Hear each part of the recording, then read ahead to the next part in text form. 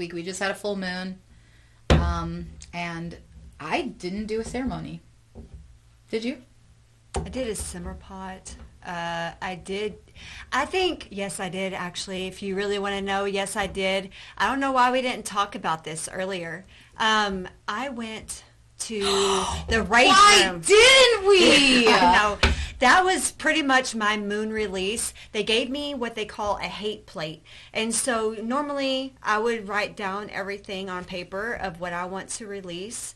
But I wrote down everything on this plate. And it was the last thing that I smashed in this room. So, backstory, you have told me a year ago that you gave me advice to take my daughter to a rage room. I think that you guys would benefit out of releasing energy and releasing things that you have stored up inside your body.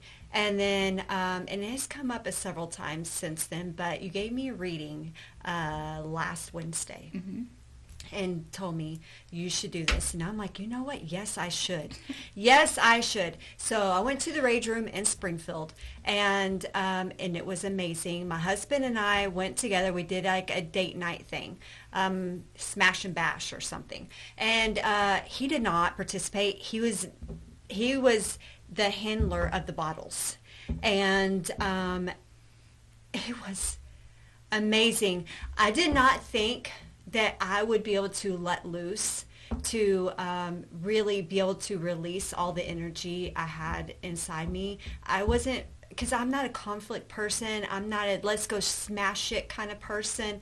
But when I hit the first bottle, something inside of you, it just snapped, and it felt so good and I was surprised. I'm like, oh my God, like the first hit, and then I just started smashing. I can feel your energy. I have like goosebumps everywhere. I feel so excited. And then when there wasn't a bottle, I just grabbed the bat and I just started smashing the tire. And then my husband's like, and whenever I wore myself out, I would stop. And when I stopped, it was just coming up, and I just started crying. He reset up shop. He would start just putting bottles on the tire, and before he could even get it on the tire, I'm just hitting it. He told me at one moment, he was stood back, he was watching me. He said he was so filled with emotion seeing me release the way I was releasing. Mm-hmm. And he's like, a tear even came to my eye. He's like, I could feel your energy, and it just felt, I was just so happy for you that you were able to release. And so the plate was the last thing, and I think I just smashed it into a million pieces. Yeah. That is amazing. I have never been to a rage room, but I have channeled in many readings for many people to go to a rage room because it unlocks this inner thing inside of us that we didn't know we had, like you don't know you have it until you go in there and you release. And then once you release, you're like, I didn't know this was in me. I walked out of there floating. Yeah. I felt so much lighter.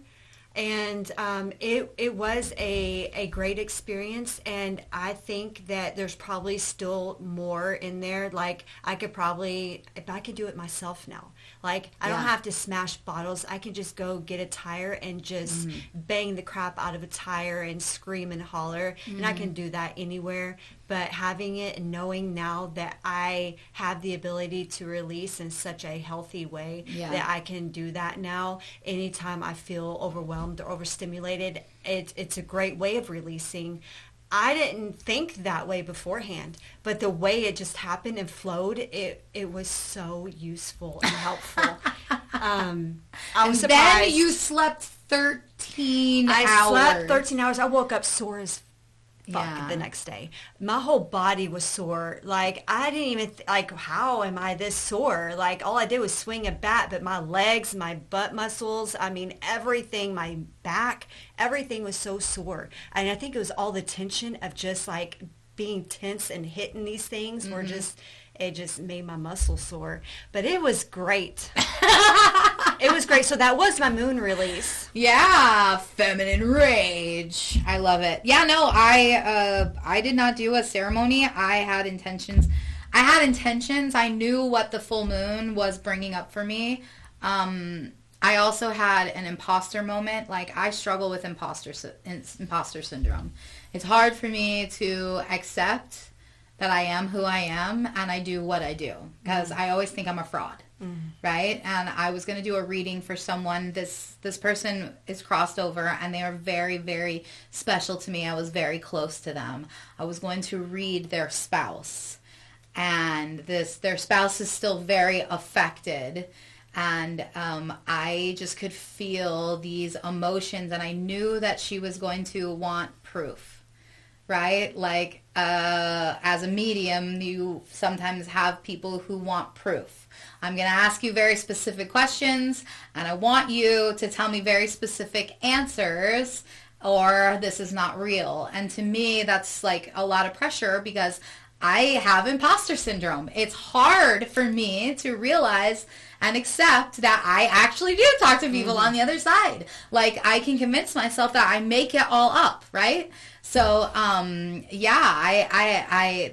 knew that, and my awareness was, I knew that I had to release this imposter syndrome. I knew that I do not need validation. I do not, the reading went flawlessly. The questions that she asked me, I answered them perfectly, you know, like, I really am a medium. I really am a channel, you know, like, but I still have these, I'm an imposter. I'm fake. I'm making it all up. And then I have a reading and I, you know, nail every single thing, you know, and I'm like, what is wrong with you, Christy? Like, why can't you just accept? And the first, like, you know, like, say we go to a haunted house, right? And you say, oh my gosh, did you hear that noise? Like, who's the first person to say, oh, it's just the house creaking? Me, right? Like, because I don't believe in all of that. So I have to, the full moon brought to my intentions, that's my intentions, was to release imposter syndrome. And of course, the very next day, I went and did that beautiful, lovely cat reading where I connected with the land, and I connected with the grandma, and I connected with, you know, like, I just connected so beautifully and so deeply that I was like, you a silly goose. Why do you do this to yourself? But, yeah, so I brought that up just to let everybody know, like, no, I don't do moon ceremonies every single time, but I am completely aware of what the moon is bringing up for me to release, and I do think it and release it in that sort of way.